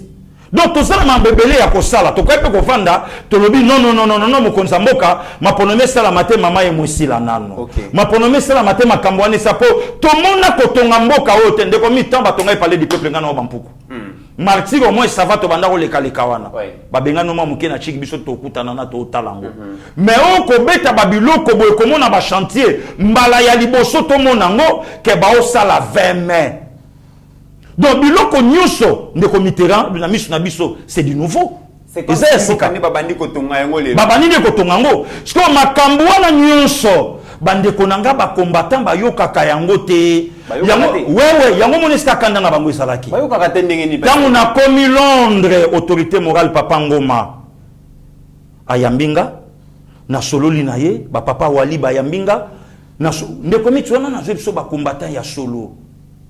Aimé Kabangu Kamanza ba combattant lokola na lobby lokola Pasteur Gilize là yozo tanga ba combattant na zelanga pela tanga ba combattant na ngai ba combattant lokola Niko Mayengele lokola Epenge kasanta ba combattant ba résistant de comme yo monité ba Epenge ba Niko Mayengele yo monité bandana ye même Epenge même Ibolochwa moya lekate awatambola na Mercedes décapotable problème ité na ibité luka katumba ye bango so bazwe ki ya bango problème ité ozomona ta Bolochwa na TV akimi ye abimika kandenga zaka menga na obima lokwa Lilian Tiram bon ozomona ngai te ndeko misina yo mutu nazalaka nayo teinture échanger na mais na bimi lokwa antier lokwa Martinique lokwa Guadeloupe boya bimi lokwa na yetanga uta ya bimi lokwa na Boloje bimilo bana te commit na lobi na otikana nonsunge zo dégager na boyo ki lesila na ane kota na wolobawa ba yoko zwangai na lingi ba problème te ba attendre yoga sur PV ane ko attendre kuni ko ba problème et puis PV ane ko zo 3 jours zaka na PV donc na lingi na ba problème te de commit donc ozomona ke ba sala eloko moko po ba kotsa ngo biso na kata metu te de commit Fachi a une mission et non un mandat. Parti en boke kaboni, mais des comités. Lobina lobaki angwa wana mama Pascaline. Tango accord il y a 2012 de Salamaka, nazalaka mokonzamboka. Le pays représenté par qui? Raymond Chibanda, Tunga Mulongo. Bradwa Joseph Kabila. Oh, tomba tikaka ba frontière pour l'élé. Est-ce que Fachi Mutalara Mokonzamboka Bunaga na oye komi lelo et ça a plus de 10 ans Congolais yeba ngote to yeba ngote place na banda ko lobake ba combattant lokwa ba Aimé Kabangu ba yeba ka ba makambo izo salama awate Kamanzangu tala mutumbinga mais bayebite ndenge ba papa wali donc pona bango oyo kotaka ezalaka makambo lokuta mamba lokuta babili mabiala bafandaki ba comprendre ma que non awa tokomi mboka ebandi kotongama moyen biso to sa su bablaka ba mauvais goût exact. C'est ça le problème de Comiteran. Réalité yango wana un président na 2 ans YFC Sajoloba tovandaka awa le 20 mai gouvernement ebimi. Non, le 20 mai quand on est babimi c'est premier ministre. Tozuna nous 3 mois. Ilunga ilunkamba. Tozu encore temps. Chadar aloba makamne tenekran. Arimo vasakana aloba ninite. Boyebi ke pouvoir ezaka ya biso. Totiki présidentiel bientôt to zongelango. Le komi régime puisque bazoliate. Cop na bango ezalaki to lia ensemble. Mais nazobi tout na pasteur Gilles ceux qui déjà na 4 ans président Félix azosala oyo tozomona lelo na Kinshasa na ba province. Comment bato ba gérer mboka pendant 20 ans? Mais to moni lo kwa malo. Yango moni lelo bato mayele bato balingi mboko lokwa ba maître Tundako atali bo a regretter même pourquoi na benga ka yeme vrai yeme inde fachi maître Tunda Kasenda. OK. Lelo bango na kata union sacrée. Très bien. To songa mboka. To chama mboka na mboka mboka ekende liboso. C'est ça réalité. Ezate ke biso boy. Tala ndeko mit. Oyebi lelo soko boyi fachi ozana raison zana droit. Na landi leki moko boye ya bachoko. Atambola lokwa Pascaline Kasongo mais yesiko eza ya ko sobriquer. Daniel Safou Bima ya komi Jésus comme ça fa komi Lazare. Voilà. Lazare sort. Lazare abima. Yesiko azobila mais botu na ye moko bazwa ndenge nini. Mabeni na salaka. Information kaka oyo utaka ya zwaka pesaka yango. Yango na kendelaka makala. Tala ndenge lelo bato bakomi ko justifier mbongo bazwaki. Martin Fayulu ti babwakeli na grenade pona nini? Katumbi ayoka.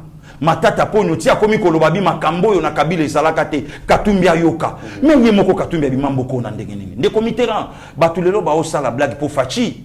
Bon moto lekiye. Fachi alingi mboka oyo a diriger ndenge ba Senghor ba dirigeaka diriger ndenge ba papa Kasavubu ba dirigeaka Congo. A diriger ndenge ba Ufete Bwani ba dirigeaka. A diriger nde komit oyebi lelo to sala blague te. Tozana moyembi moko ya mboka na biso awa na lingaka mama wana mingi.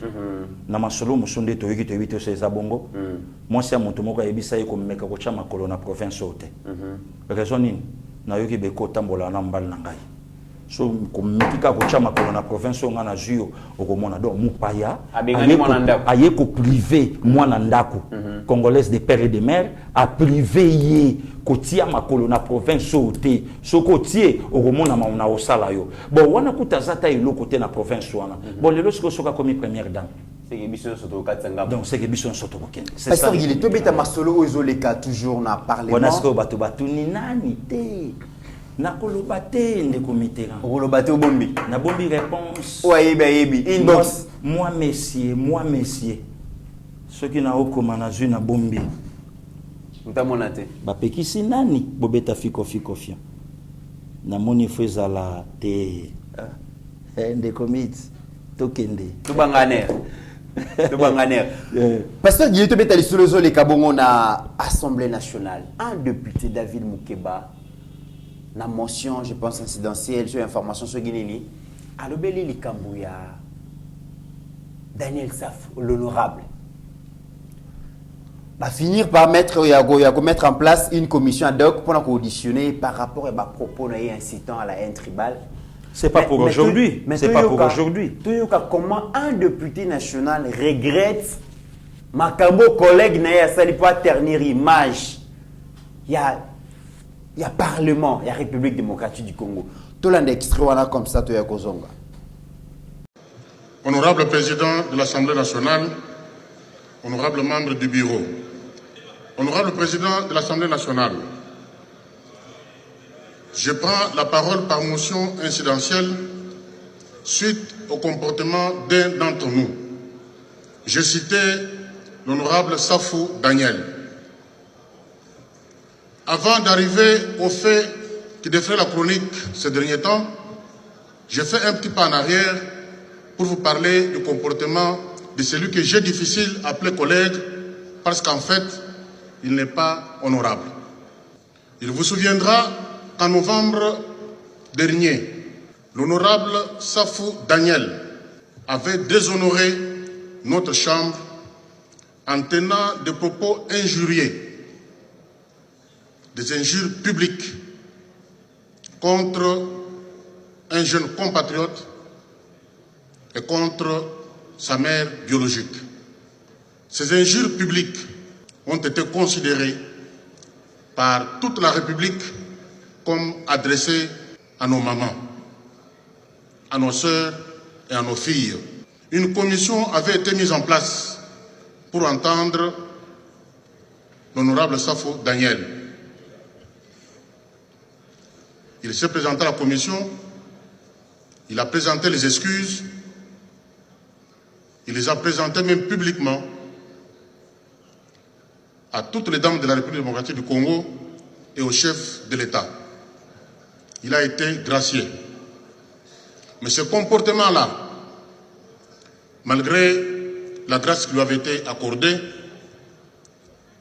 était infractionnel, indigne, qui n'honore pas non seulement notre Chambre, mais aussi la République, que ce soit à l'intérieur comme à l'extérieur du pays.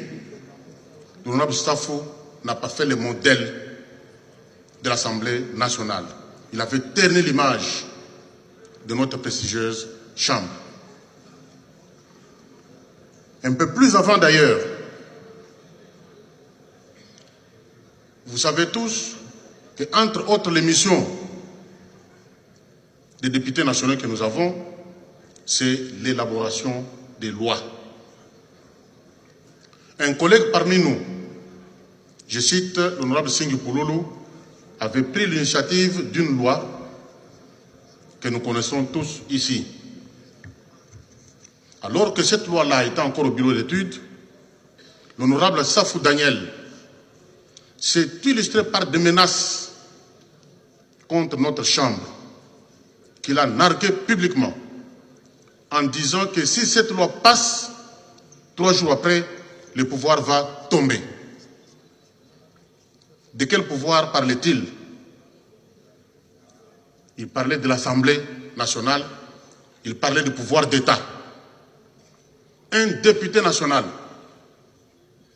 qui nargue son État, qui nie les missions conférées aux honorables députés que vous êtes,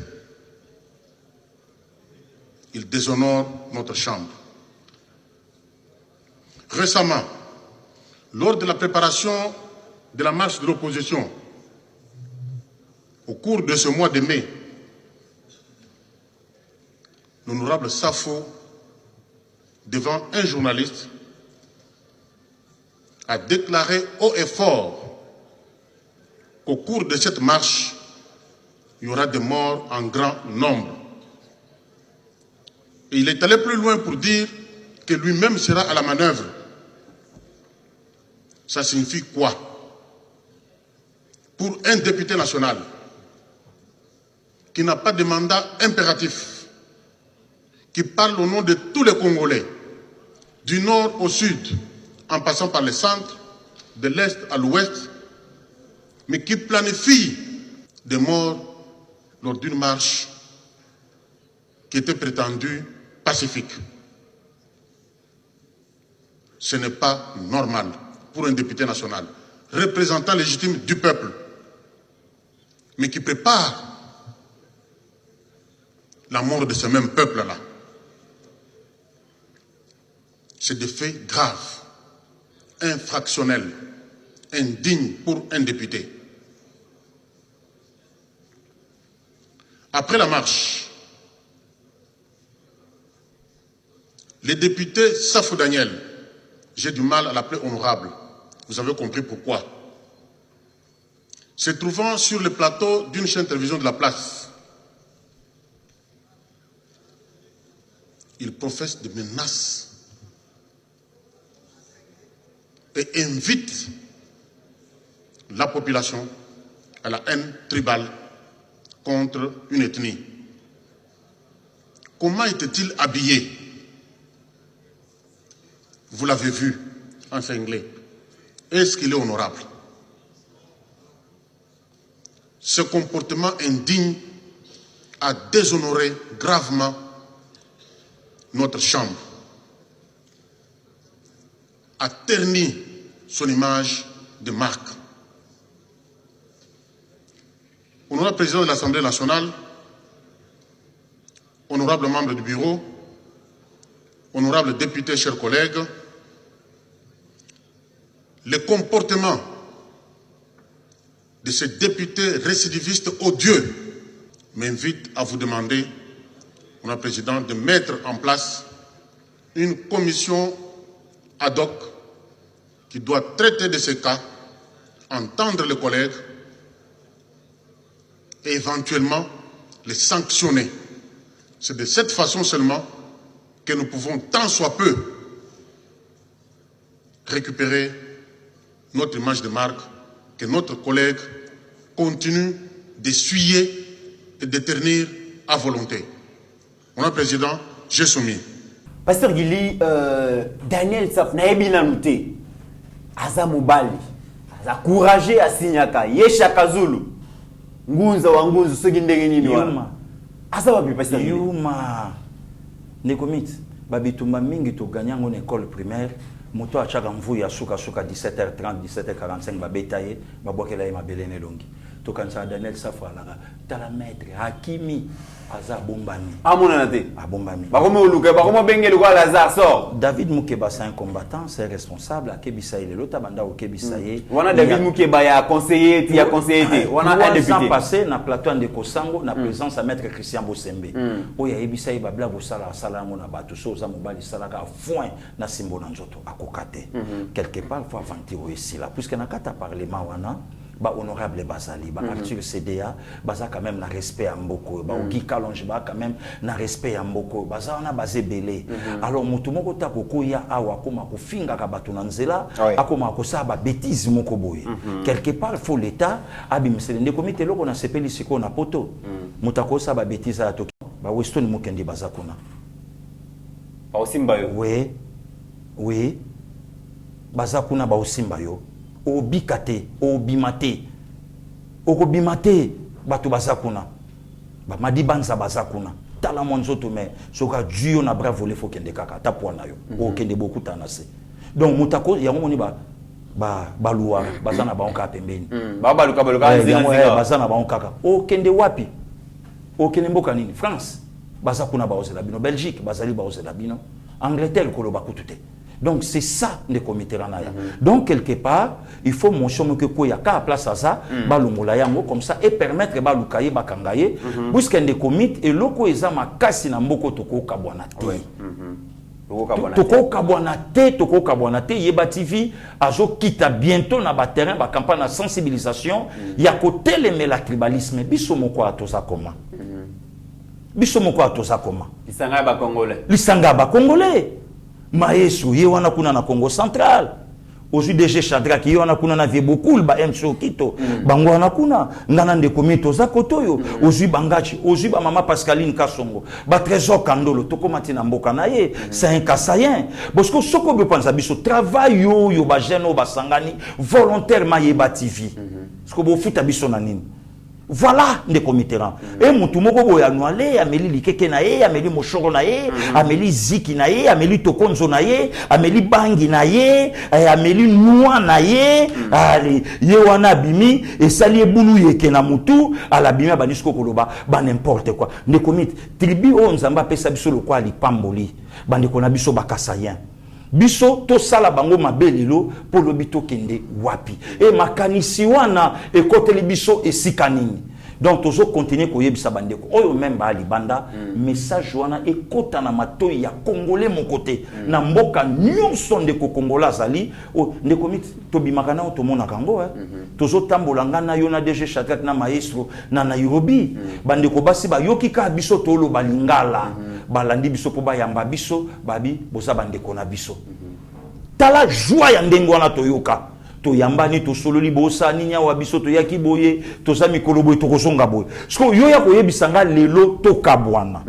et aussi mbate Pasteur Gili to komena suka mena yoki bikambo la saisie ya ces pays par la RDC sur des crimes commis par le M23 soutenu par le Rwanda ils ont défi pour cette juridiction internationale. ONG internationale, il y a droit de l'homme, mais aussi experts et les Nations Unies. Indexer un certain nombre d'autorités à Rwanda, à Bissau, à des groupes armés par rapport à l'atrocité et l'équipe. Ces pays, les lots aïe, à Kendaki na Ituri, à Kena Bukavu, Blobi Mokonzambo, Kabakutana Kina, procureur général à ces pays, Karim Khan, Basololi. Est-ce que finalement, pour sanctionner bateau, bazali ko nyoko la bana mboka, ba crime salami belé na mboka au pasteur Gili. Le comité faut justice internationale à Kota Makambo. Il y a deux présidents, ba chef d'état ba mboka bakangana, bakenda, Charles Taylor. Yé Moutaboma Samuel Do. Je crois le 9 septembre 90. Charles Taylor. Et Tala Degré et Mondé la salle commentaire. Jamais assassinat ya boye et salama na monde tilelo. Bachaye na pousse. Bakataye matoyi batikaye bulumbu Taylor. Na ce pays tilelo. Abimana nute. Abimana nute. Ndekomit. Vous pensez que Makambo union sur salami na Congo awa. Depuis arrivé à Afdel. Ti lelo oyambinga na plateau na yo le 2 juin. Mokolo roi Pela Yaka abetaka match na stade du Femme le 2 juin 67. Wana maman Niesa Obota de la Patria Motopamba Papa Shlegli. Rapport ma pays pour tes alliés, combo ya bato ezali, vous comprend pas parce que vous pensez vraiment Kabila ko tanga maté? Oh, yo koti Kabila mbala mona dessus de ce pays. Bon le loso to beti masolo à Congo. Est-ce que Kabila madu to koti kai? O Kabila loko a Jangot. Kabila loko Alibaba et ses 40 voleurs. Ya kozanga donc titre nyonso bobeta na Congo Kabila Fazala. Ah bon? Oui. Du fait que Karandenga yele la Katumbi ayebisa biso déjà mobulu déjà yango wana. Kandenga yela ka Sandoki. À part mes bangs ici batou procureur général à CPI. 3 jours à travail. Il faut toyer babande kona biso ya fausse commune. Il y a ba maluku, il y a ba côté kuna ya partout batiaka banani et puis bazala combien. Donc nous sommes to beta li soloté. Oui. Hein? De committerant. To tuna te to kolobate to nixelo côté. Non. Donc il faut quand même toyeba. Et puis ndenge ces pays ba komi awa, il faut toujours un rapport banani na Congo, baza hôtel ya ba makambo yo et les capé zo continuer ko les kan est. Obeti li solo lobby ya mwanga chuchu. Président et haute cour à lobby parmi 80 policiers. Tokende na terme moko vrai Congolais azate. Azate. Siko yotuna bakoma kuna ndenge nini accord à 2012. Accord il y a 2012 yango wana. Ndekomit ba enlèvement bonnier salami awa. Ndekomiteran biso ba infiltrer biso tina ba minganga. Oh, c'est ba minganga. Ndekomit biso ba infiltrer biso ti armée la police de Koloba. Biso ba infiltrer biso même ti na politique civile. Tozana bango mutu moko akoma pirio ayeb biso ba ti bato ba komi même na ba député mama Pascaline alobaki ndaishimile baza awa yena mwanga chuchu mais balobi bien ba milice na bango bazo bunda kuna mais bango baza awa ba olia imulima ndekomiti biso ba infiltrer biso comme pas possible mutu asala na service national na Tanzanie à kota awa na commission défense et sécurité ya mboka avanda tala infiltration. Moutou appartenir na famille à Laurent Désiré na 97 a comme gouverneur ya Tanganyika. Donc frontière à Tanzanie. Nous t'infiltra biso. Mais comme to vandi awa to yebe sika bangombe utite. Moutou na nous tine chek alinga kende na Congo central tandis que makambo e bandaki ko salama na Lushi il y a pas longtemps. Ba okuta kora mutu na nzela lobby bazola kisa kor moko na otala ngobo na réseaux sociaux même scénario ya Lubumbashi ya ngwane komi na Congo central. Mais pasteur Gili c'est aussi donc c'est aussi l'occasion ya ko interpeller ministre et intérieur une autorité ne se plaint pas. Voilà. Makambo komi na Kinshasa to mo no ba blague lobby na la nisu na information na Kinshasa na sozo kende c'est les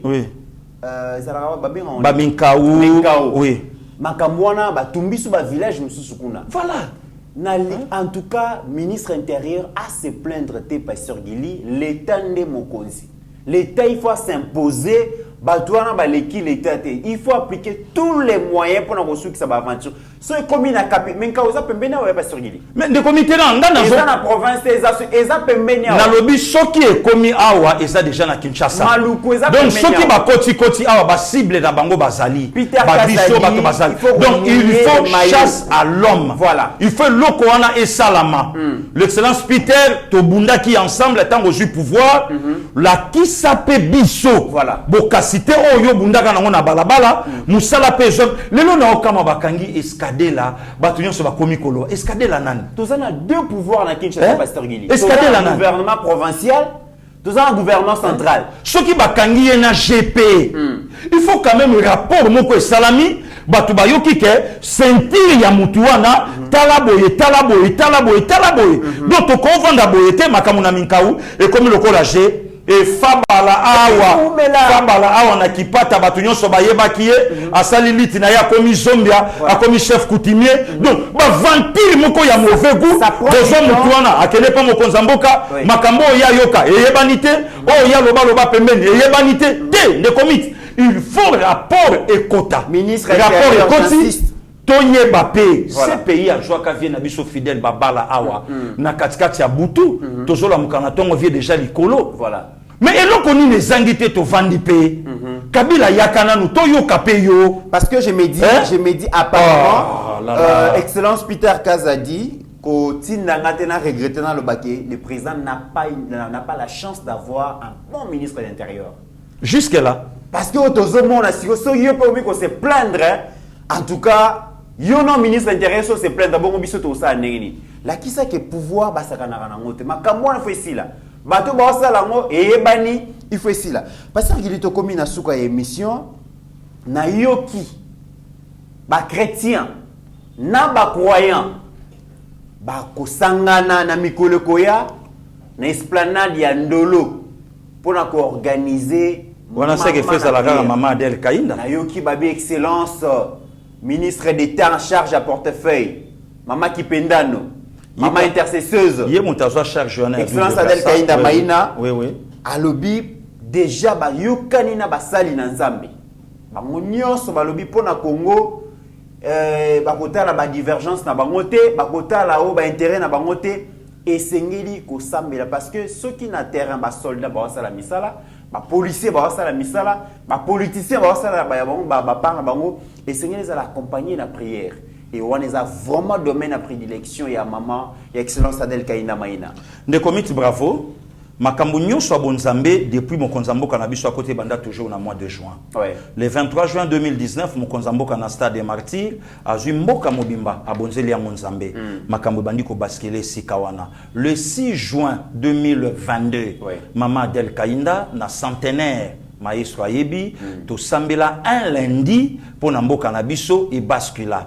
Le 17 juillet maman Adel na stade des martyrs et à la kaya kosakanate stade à 80 000 places libanda etonda na kati etonda na parlons même pas un mois après c'est pour la première fois depuis Congo ezala Congo depuis 1885 Congo ayamba plus de 15 chefs d'état awa bayambama pe ba faire asseoir pouvoir ya fachi je crois na Sadek ou ya Fandaki c'est ça donc lelo tant tozo sont encore le 18 juin wana ezaka intro to ebike mais cette fois-ci mutuna nanga ezaka ke pa mama Adel mukola kopesa nga audience na kutane na kotuna mama Adel ndolo wana ndenge na yebi yango mineta avec tout le respect otuni nzambe mineta 2 millions hein? Puisque centenaire au salaire qui moi seki il faut au moins 2 millions de personnes 2 millions à 3 millions à 4 millions même de personnes bon si ko yo soki mineta atie lokolo papa Roma zala qui on a même pas 1 million mineta kokoka mais na koyi ko zo moi fuwa nanga to yebi mama wana ninga lukaka nzambe na ye to yebi serier na musala nzambe na ye pe to yebi kolinga mboka o ya tiango na motema déjà appel aux gens de lancer biso ba chrétien catholique biso ba chrétien réveil ba musulman bande kona biso partout na bato ba bonde la kateme Congo ezamboka na bango tokutana na le 18 ba détail mususu tokopesa ngo soki mama fongoli biso porte ya yembe biso ndaka na tuna ministre d'état en charge à portefeuille okokoka okolia pape po mikolo yo Kinshasa et comme on y a milâtre. Heureusement, Mineta a milâtre été, moyen qu'il n'y a yézate. Très bien. Alors, d'ailleurs, Pasteur Gili, tant que le Béra Likamboya Congo, le col a déjà annoncé son épaissi et ça sur Likamboya Minetate. Cette affaire nous concerne tous. Aux Congolais, aux croyants, aux chrétiens et Seigneur Kopanza Sango. Na OCP là que Jouana. Na mimi ata moi 3 personnes on a invité. Kolingaka Congo de comité personnes. Et ça non le ya maman Pascaline. Donc biso to la la kaka wana, biso to la la kaka wana pa na ye 4h to koti to bandi na biso bosala. Donc ezali kamboyo etali biso ko bonde la pona mboka. Nde komiti. Omoni lelo domaine oyo eza ya makambo nzambe ya molimo ya mtezo diriger nyonso oyo eza ya bomoto. Donc to kola la te. To sunga mineta, to tia ye maboko, puisque tant tozo sunga ye, mboka na biso kende liboso. A telemi. Na lancé pe appel na maman Laurent Sokanja, na Brazzaville, et loko ye pa banda yi kobondela. Qu'est-ce que mineta botuni était? Azolo bani pona le 23 juin. Cette fois-ci, le 18. Donc maman Laurence, bongama, s'occuper moyen kozala luka beaucoup tantana mineta po biso pe tozo luka to kutana ye to tuna ye soki akokoka puisque esplanade andolo ntsaka fende. Déjà Pasteur Gili entre lundi et mardi to une édition spéciale entre Yona Pasteur Roger Baka. Il faut bolobela yango importance aussi à prière na conduite ya nationale maramuzali kokende. Exactement. Mais bazali banda mesdames et messieurs to kozana besoin soutien na bino parce que c'est un grand Eza manifestation moi munene. Eza na batu mususu pe bazana volonté Pasteur Gili ya ko kende prière wana mais par moment il manque de moyens. OK. Oza libanda oiko tolobi bisoté. Osambela kana église songolo pakala tindela ta pasteur na yo mbongo aloué ba bus et même batu.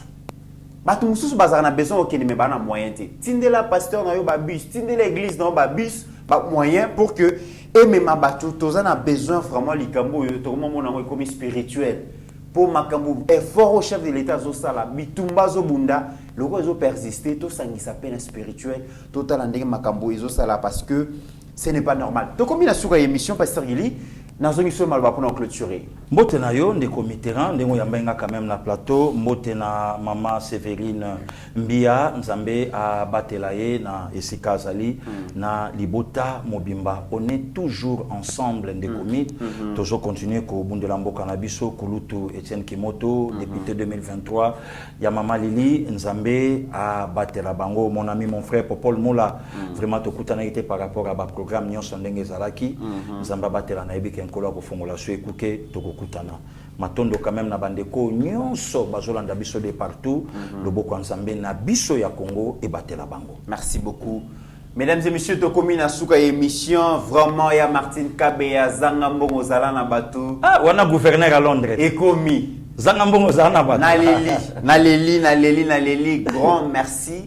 Ce qui est important ils ala geste. Oui. So Nathalie trajet au Pasteur Gili Sali kolongwa RDC ko koma Londres ko uta Londres ko zonga et qui na moni kolina ngai que Dieu vous bénisse azongisa vraiment encore fois 100 fois 200 fois 300 grand merci grande sœur et merci na Didier Baye Mbombo na zoyo na ya Christine Kabeya po bosani ya Christine Kabeya na bosanité ya Christine Kabeya et comme elingai vraiment je suis très content très ravi merci nzamba zongisa ya ebele Didier Baye Mbombo nazoyo koyote ozawapi yokana donc yo sala geste ko sala bien na bosani pété Floringoma en Anvers. Mesdames et messieurs, au-delà de nos divergences d'opinion, la RDC reste plus grande que la somme de nos ambitions individuelles. En attendant, portez-vous bien, car chaque jour est une vie. Merci. Ta grâce, seule ta grâce. Nous voulons instaurer un état de droit. Et dans un état de droit, il y a une justice indépendante. Ce n'est pas à l'individu Félix Tshisekedi de commencer à faire justice.